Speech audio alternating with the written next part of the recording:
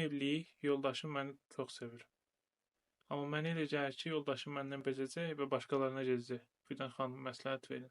Mən sizə bunun qarantisini verə bilmərəm ki, 5 gün sonra, 5 ay sonra yoldaşınız başqasına maraq göstərməyəcək və yaxud da ki, başqasını sevməyəcək. Amma bunun qarantisini verə bilərəm ki, siz belə yanaşdığınız təqdirdə bu düşüncə ilə evliliyinizə davam etdiyiniz müddətcə yoldaşınız gec-tez başqa birinə maraq göstərəcək və evlilikdən soyuyacaq. Çünki siz sabahın qorxusu ilə əslində bu gününüzü məhv eləyirsiniz. Gəlin burada iki hala baxaq.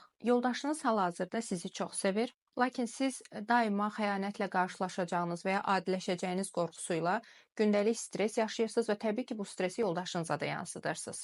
Nəticədə zamanla yoldaşınız sizdəki olan bu qısqanclıq, stres və gərginlikdən bezir və qorxduğunuz belə deyək, başınıza gəlir və yoldaşınız başqasına maraq göstərir.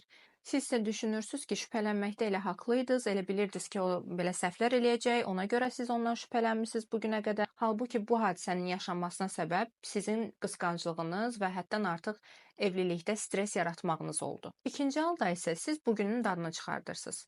Yəni yoldaşınız bugün sizi sevir, sizin yanınızdadır, sizə qayğı göstərir. Yəni xoşbəxt olmağa özünüzə də, qarşı tərəfə də icazə verirsiniz. Siz bu halda xəyanət ehtimalını minimuma indirirsiniz. 10% hallarda xəyanət baş versə belə, siz o stresi bir dəfə yaşayacaqsınız və bu sizin sağlamlığınıza təbii ki, daha az zərərdir. Nəinki baş verməyən xəyanətin stresini hər gün özünüzə yaşatmaq.